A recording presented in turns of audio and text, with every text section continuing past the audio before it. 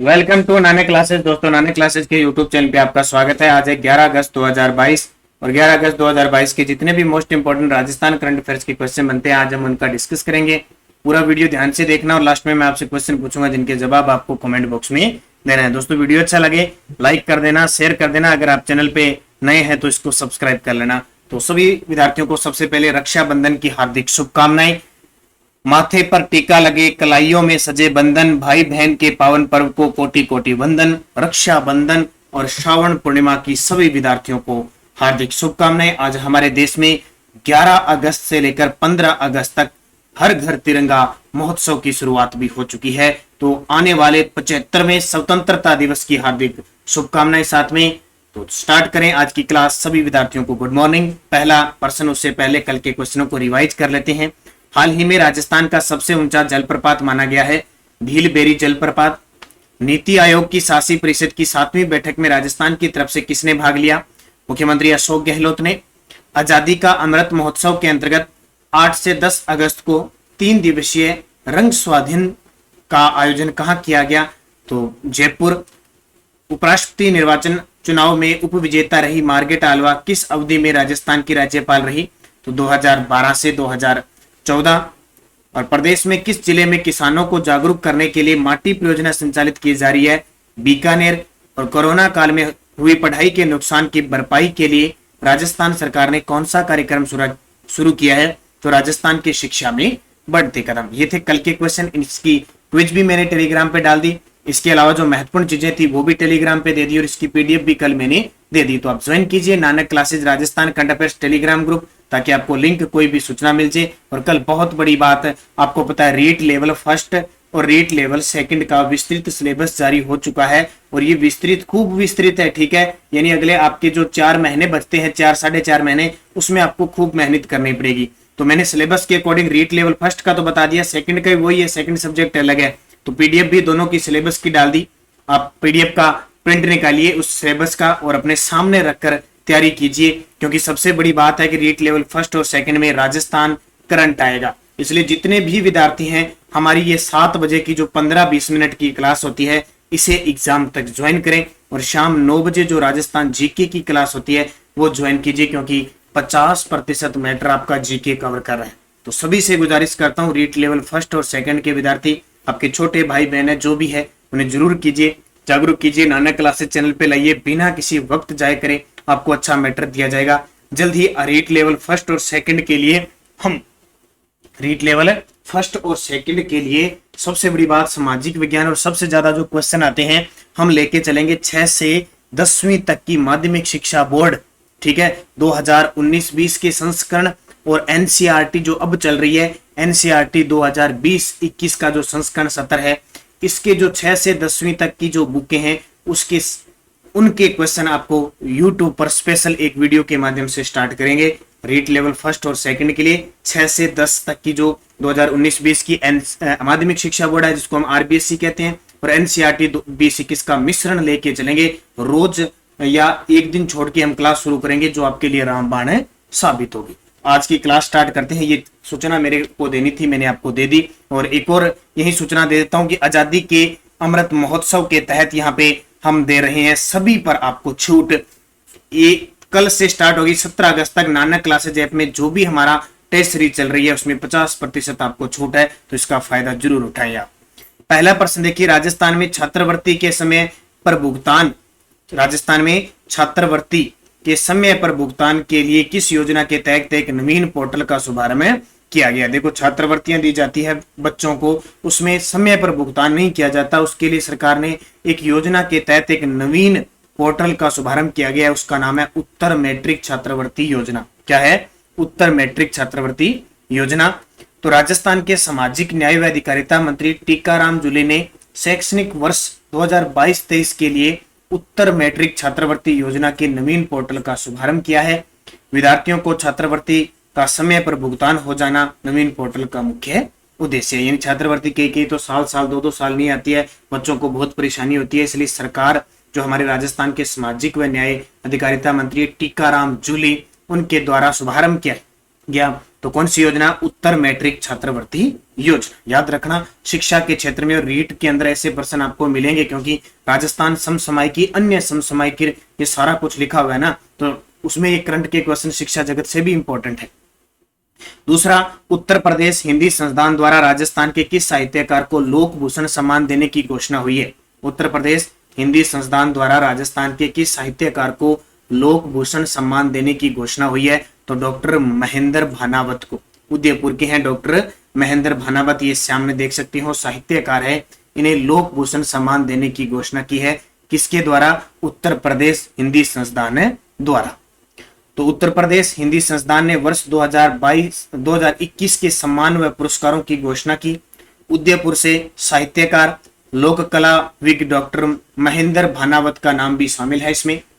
भानावत विभिन्न प्रांतों में भ्रमण करके वहां की कलाधर्मी जातियों, लोकानुरंजनकारी प्रवृत्तियों, जनजातीय सरोकारों और कठपुतली, पढ़, कावड़ जैसी विधाओं पर लेखन पर कई पुस्तकें लिख चुके हैं। तो इतना नाम याद रखना। और ये मधु कांकरिया को 31वां, हाल ही में 31वां बिहारी पुरस्कार देने की घोषणा हुई है। और संजय पुरोहित बीकानेर के है, इन्हें राजस्थानी भाषा अनुवाद पुरस्कार देने की घोषणा हुई है। तीसरा प्रश्न देखिए, वर्ल्ड जूनियर स्क्वैश चैंपियनशिप के लिए भारतीय टीम का कोच राजस्थान की किस पूर्व खिलाड़ी को बनाया गया है? वर्ल्ड जूनियर स्क्वैश चैंपियनशिप के लिए भारतीय टीम का कोच राजस्थान की किस पूर्व खिलाड़ी को बनाया गया है? तो वो है सुरभि मिश्रा। आपके सामने ये है सुरभि मिश्रा, जिन्हें वर्ल्ड जूनियर स्क्वैश चैंपियनशिप में हमारी भारतीय टीम है उसकी कोच बनाई गई है। किसको? सुरभि मिश्रा को। तो देखिए, फ्रांस के नैन्सी में 11 से 21 अगस्त तक आयोजित होने वाले वर्ल्ड जूनियर स्क्वैश चैंपियनशिप के लिए जयपुर की पूर्व अंतरराष्ट्रीय खिलाड़ी सुरभि मिश्रा को भारतीय टीम का कोच नियुक्त किया गया है। अब आपके सामने देखिए, युग चेलानी, इन्होंने ये उदयपुर के हैं और एक ही चैंपियनशिप में 4 पदक जीतने का रिकॉर्ड बनाया है। मिताली राज, जोधपुर में इनका जन्म हुआ था। हाल ही में इन्होंने अंतरराष्ट्रीय क्रिकेट से संन्यास ले लिया। Rajasthan out of turn appointment to sports medal winners rules 2017 का संबंध किससे है? Rajasthan out of turn appointment to sports medal winners rules 2017 का संबंध किससे है? केंद्र में नियुक्त राज्य के कर्मचारी और अन्य राज्य में नियुक्त राज्य के कर्मचारी से संबंधित है। ए व बी दोनों सही हो जाएंगे। बहुत इंपॉर्टेंट है, थोड़ा सा गौर करके देखना, मैं सारी बातें बता रहा हूं। मुख्यमंत्री अशोक गहलोत ने Rajasthan out of turn appointment to sports medal winners rules 2017 में संशोधन को मंजूरी दी है भी। क्या है ये? इस संशोधन के बाद केंद्र सरकार या किसी अन्य राज्य में नियुक्त अधिकारी कर्मचारी जो राजस्थान के मूल निवासी हों को पदक जीतने पर वे प्रोटेक्ट करते हुए समान वेतन पर राज्य में नियुक्ति दी जा सकती है। यानी राजस्थान का मूल निवासी है और किसी दूसरे राज्य में या केंद्र सरकार के अधीन वो नौकरी कर रहा है, कर्मचारी है, अगर वो पदक लेके आता है खेल के अंदर, तो उसे उस राज्य में राजस्थान के समान वेतन दिया जाएगा, उसे राजस्थान के अंदर बुलाया जाएगा। राज्य सरकार द्वारा प्रदेश में खेल व खिलाड़ियों के उन्नयन की दिशा में किए गए इस निर्णय से पदक विजेता खिलाड़ी समान वेतन पर अपने गृह राज्य में नौकरी करते हुए बेहतर रूप से अभ्यास कर सकेंगे और अपनी खेल प्रतिभा को और निखार सकेंगे। यानी मान लो किसी राज्य के अंदर कहीं, जैसे राजस्थान में उसका वेतन 25,000, अगर कहीं बाहर 20,000 रुपए दिया जा रहा है तो उसको राजस्थान में बुलाया जाएगा और राजस्थान में उसको प्रशिक्षण वगैरह वापिस उसी खेल के क्षेत्र में अभ्यास करवाया जाएगा, उसकी प्रतिभा को निखारा जाएगा। तो ये कौन सा है? Rajasthan out turn appointment to sports medal winners rules 2017 बहुत सारे खिलाड़ियों के लिए, जो खिलाड़ी कर्मचारी है उनके लिए महत्वपूर्ण साबित होगा। तो इसका उत्तर भी केंद्र में नियुक्त राज्य के कर्मचारी और अन्य राज्य में नियुक्त राज्य के कर्मचारी दोनों ही इसके अंदर आएंगे। 5 नंबर क्वेश्चन देखिए, बार काउंसिल ऑफ राजस्थान का नवीन भवन किस शहर में बनेगा? बार काउंसिल ऑफ राजस्थान का नवीन जो भवन है वो किस शहर में बनेगा? तो जोधपुर के अंदर। कहां पे? जोधपुर में। तो राजस्थान के मुख्यमंत्री अशोक गहलोत ने जोधपुर स्थित राजस्थान उच्च न्यायालय के परिसर में बार काउंसिल ऑफ राजस्थान के नवीन भवन निर्माण के लिए 14.37 करोड़ रुपए के प्रस्ताव को मंजूरी दी है।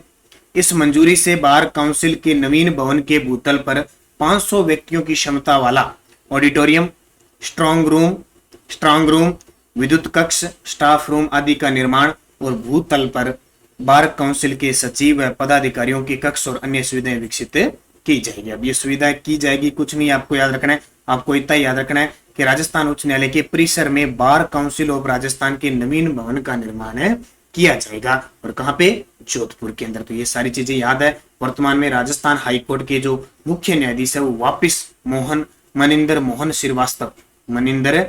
श्रीवास्तव वापिस कार्यवाहक बन चुके हैं, क्योंकि एस शिंदे 1 अगस्त को क्या हो गए, सेवानिवृत्त। छठा प्रश्न देखिए, राष्ट्रीय खाद्य सुरक्षा अधिनियम के क्रियान्वयन में राजस्थान का स्थान है। राष्ट्रीय खाद्य सुरक्षा अधिनियम के कार्यान्वयन में राजस्थान का कौन सा स्थान है, तो राजस्थान 15वें स्थान पर है। तो NFSA के लिए राज्य रैंकिंग सूचकांक के पहले संस्करण में राजस्थान पूरे देश में 15वें स्थान पर है। इस सूचकांक में ओडिशा पहले स्थान पर, यूपी दूसरे स्थान पर और आंध्र प्रदेश दूसरे और तीसरे स्थान पर, यानी उत्तर प्रदेश दूसरे पे है, आंध्र प्रदेश तीसरे पे है। केंद्रीय उपभोक्ता कार्य, खाद्य व सार्वजनिक वितरण, वस्त्र और वाणिज्य व उद्योग मंत्री पीयूष गोयल ने NFSA यानी खाद्य सुरक्षा जो है के लिए राज्य रैंकिंग सूचकांक का पहला संस्करण जारी हुआ है, और इस पहले संस्करण में हमारे राजस्थान का स्थान कौन सा है, 15वां आया है। राजस्थान स्वच्छता सर्वेक्षण 2021 में 12वें स्थान पे है, गरीबी उन्मूलन में 8वें स्थान पे है, जबकि खनिज के क्षेत्र में दूसरा पुरस्कार मिला है, राष्ट्रीय के क्षेत्र में दूसरा पुरस्कार मिला है, परिवार कल्याण के क्षेत्र में राजस्थान को दूसरा स्थान मिला है, स्मार्ट सिटी मिशन में राजस्थान नंबर 1 पे है, सौर ऊर्जा के उत्पादन में राजस्थान नंबर 1 पर है। बाकी बहुत सारी रैंकिंग है, एक दिन हम पूरी चर्चा करेंगे उस पर। राजस्थान लोकाभिव्यक्ति के आयाम पुस्तक के लेखक कौन है, राजस्थान लोकाभिव्यक्ति के आयाम पुस्तक के लेखक कौन है। और फर्स्ट ग्रेड के अंदर आपको पता है कि नवीन पुस्तकों से संबंधित भी एक टॉपिक है, लगभग 14 से 15 टॉपिक है राजस्थान करंट के। तो ऐप में भी आपको लगातार फर्स्ट ग्रेड के विद्यार्थी हैं उनको दिया जा रहा है। कल पुरुष खेल परिदृश्य का भी एक पार्ट दे दिया गया, तो 50% उनको भी छूट मिल रही है, आप उनका फायदा उठाएं। और यूट्यूब पे भी आपके लिए क्लास चल रही है। तो पन्नालाल मेघवाल जी के द्वारा राजस्थान लोकाभिव्यक्ति के आयाम पुस्तक लिखी है। तो राज्यपाल कलराज मिश्र को सूचना व जनसंपर्क विभाग के पूर्व निदेशक संयुक्त निदेशक पन्नालाल मेघवाल ने अपनी पुस्तक राजस्थान लोकाभिव्यक्ति के आयाम व उसका अंग्रेजी अनुवाद दी फोक डांसेज ऑफ राजस्थान की प्रथम प्रति भेंट की। राजस्थान लोकाभिव्यक्ति के आयाम पुस्तक में राजस्थान के लोक नृत्यों, लोक गायन, लोक वादन की परंपरा के बारे में शोधपरक जानकारियां शामिल की गई है। तो इंपॉर्टेंट क्वेश्चन है, राजस्थान लोकाभिव्यक्ति के आयाम पुस्तक किसकी है, पन्नालाल मेघवाल, जिसको इसकी प्रति कलराज मिश्र हमारे जो राज्यपाल है उनको भेंट की गई। टेलीग्राम आप ज्वाइन कीजिए, Nanak classes Rajasthan current affairs, video के डिस्क्रिप्शन में लिंक है, बहुत फायदा आपको होने वाला है। लिंक कोई भी सूचना सिलेबस सब आपको मिलता है। और एक इस पे लिंक आता है प्रताप क्लासेज का, प्रताप क्लासेज को ज्वाइन कर लीजिए। इसमें राष्ट्रीय अंतरराष्ट्रीय करंट अफेयर्स आपको मिल रहा है, BSTC के लिए है, सेकंड ग्रेड के लिए है, आईवे क्वेश्चन सब मैटर आपको इसमें प्राप्त हो रहा है। तो आप निरंतर अध्ययन करें, अच्छे तरीके से पढ़ें।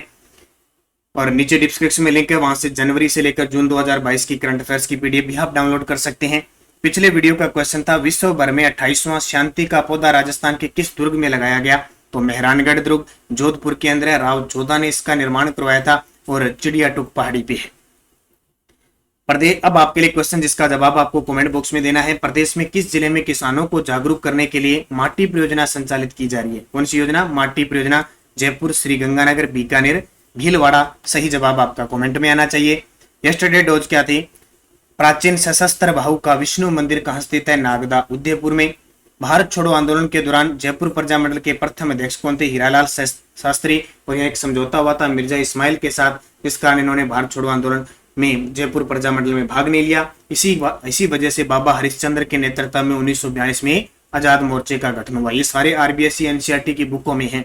जयपुर स्थित हवा महल का निर्माण किसने करवाया, तो 1799 में स्वाई प्रताप सिंह के द्वारा करवाया गया। मुगलों की अधीनता स्वीकार करने वाला प्रथम मारवाड़ शासक कौन था, मोटा राजा उदय सिंह। और आप मेवाड़ का पूछे तो मेवाड़ का अमर सिंह, और सीधा पूछे राजस्थान का तो वो राजस्थान का बारमल। राजस्थान वन विभाग की स्थापना कब की गई, 1950 के अंदर, 1949-50 ध्यान रखना। तो ये क्वेश्चन थे। अब आपके लिए नेक्स्ट डोज, राजस्थान राज्य निर्वाचन आयोग की स्थापना कब हुई, जोधपुर में नाथ संप्रदाय की पीठ की स्थापना किस शासक के शासनकाल में हुई थी, हरमाड़ा का युद्ध किस वर्ष हुआ, राज्य में अंतिम बार राष्ट्रपति शासन के समय राज्यपाल कौन थे, और राजस्थान के किस शासक ने तीनों गोलमेज सम्मेलन में भाग लिए। सारे क्वेश्चन आरबीएससी, एनसीईआरटी और ऑथेंटिक क्वेश्चनों से है जो एग्जाम की दृष्टि से बहुत इंपॉर्टेंट है। इनको अच्छे तरीके से आपको पढ़ना है, याद करना है और देखते रहना है। तो सारे विद्यार्थी वीडियो को लाइक करोगे, शेयर करोगे चैनल को, और हमारे नानक क्लासेज ऐप पे आपको 50% की छूट चल रही है 75वें अमृत महोत्सव के तहत। तो आप जरूर ज्वाइन कीजिए। जो भी हमारी टेस्ट सीरीज चल रही है निरंतर अध्ययन करें, अच्छे तरीके से पढ़ें। अगले आने वाले 6 महीने आपके लिए स्वर्ण काल है पढ़ाई के लिए। कोई भी वक्त किसी भी प्रकार का जाया न करें और अच्छे तरीके से पढ़ें। धन्यवाद। जय हिंद, जय भारत।